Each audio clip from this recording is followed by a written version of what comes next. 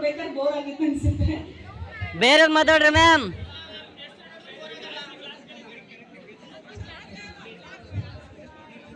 Actually tuskers ನಂದು bonding ತುಂಬಾ ಚೆನ್ನಾಗಿತ್ತು. ಸಾಕಿ ಬಾರ್ಲಿ. ನಂಗೆ ಯಾವತ್ತೂ ಅವ್ರ ಸ್ಟೂಡೆಂಟ್ಸ್ ಅಂತಾನೆ ಅನ್ಸಿಲ್ಲ, ದೇವರ್ ಲೈಕ್ ಮೈ ಕಿಡ್ಸ್ ಅಂತ. ಆ ತರ ಅಷ್ಟು ನನ್ಗೆ ಆಟ ಆಡ್ಸಿದ್ದಾರೆ, ಬೈಸ್ಕೊಂಡಿದ್ದಾರೆ. ಹೊಗಳಿಸ್ಕೊಂಡಿಲ್ಲ ಬಿಡಿ, ಯಾವತ್ತೂ ಬರೀ ಬೈಸ್ಕೊಂಡಿದ್ದೆ ಆಯ್ತು. ಅವರು ಆಕ್ಚುಲಿ ಬಂದಿದ್ದು ಫಸ್ಟ್ ಬ್ಯಾಚ್.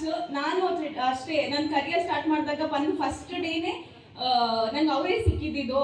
ಸೊ ನಾವು ತುಂಬಾ ಟ್ರಿಪ್ಸ್ ಎಲ್ಲ ಮಾಡಿದ್ವಿ, ಸ್ಟೇಟ್ ಟೂರ್ ಮಾಡಿದ್ವಿ, ಜೊತೆಗೇನೆ ತುಂಬಾ ಅಫಿಷಿಯಲ್ ಬಿಟ್ಟು ಅನ್ಅಫಿಷಿಯಲ್ ಟ್ರಿಪ್ಸ್ ಎಲ್ಲ ಜಾಸ್ತಿ ಮಾಡ್ಬಿಟ್ಟಿದ್ದೀವಿ.